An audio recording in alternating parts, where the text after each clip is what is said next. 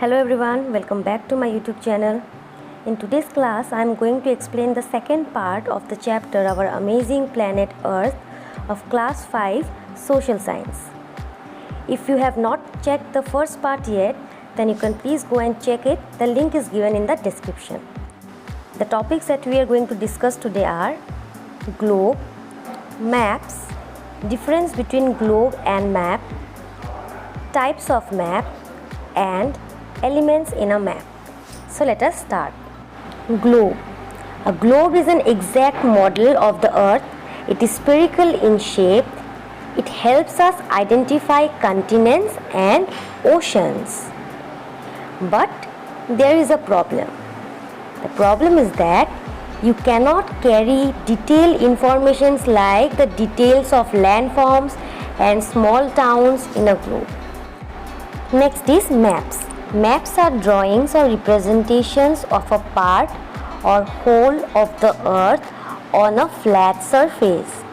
It gives us information and characteristics about the world, like mountains, plains, and other relief features. It is through the map that we can identify the location and the shapes of the countries. We can also get an idea of the distance between places with the help of a map. Here you can see the picture of a map of India. Now we shall discuss the difference between globe and map. Globe. The globe is an exact copy of the earth. Maps.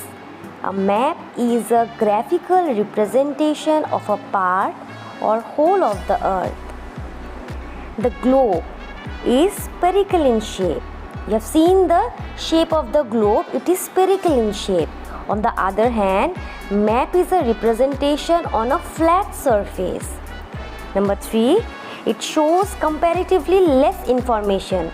There is limited information that we get from a globe. On the other hand, maps shows large number of informations.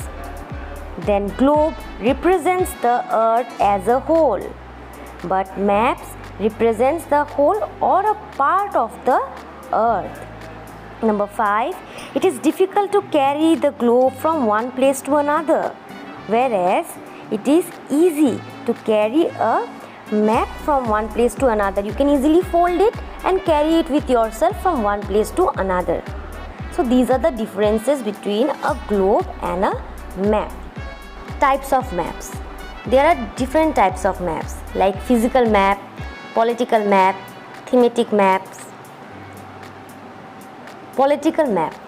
Some of the maps shows boundaries of countries, states and important cities. These are called political maps. Physical map. Maps showing only the relief features of land like plateaus, mountains, plains and rivers are called physical map. Thematic maps. These maps focus on specific informations like the distribution of population, maps of rainfall, natural resources, soil, forest, transport, etc. These are thematic maps. Besides, there are other kinds of maps also which the builders or the city planners use in order to decide where schools, hospitals, parks and banks will be built in a particular area. Then there are maps which are used for aviation and navigation in waterways. So there are various kinds of maps. Elements in a map. Some elements like scale, symbols, directions, etc. are drawn on a map. Let us find out why these elements are present on a map. Colors. Different colors are used to represent the different features of the earth. For instance, plains and lowlands are shown in green, high mountains are shown in dark brown, lower mountains and hills are shown in light brown, deep waters are shown in darker shades of blue, while shallow waters are shown in light blue color. So you can see different colors are used in order to represent different features of the earth. Look at this picture of the map. Here you can see different colors which have been used. These colors represent different features. Next is scale. The scale of a map indicates the relationship between the distance shown on the map and the actual distance on the ground. Since the map is a miniature representation of the earth, it is not possible to show the exact distance between the two places. Therefore, maps are drawn to a scale. This scale helps in indicating the relationship between the distance shown on the map and the actual distance on the ground. Symbols. The significant features on earth are represented on the map with the help of symbols.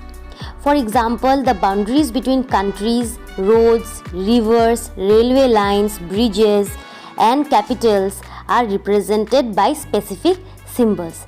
These symbols helps us to read a map accurately. Directions. Directions helps us determine where places are located in relation to other locations. There are 4 cardinal directions. They are north, south, west and east. The directions are showed with the universal symbol, that is an arrow. Besides, there are 4 intermediate directions also, and they are northwest, northeast, southeast and southwest. These are intermediate directions. If you look at this map, you can find the directions, the various symbols used, the colors used. You can see all the elements found in this map.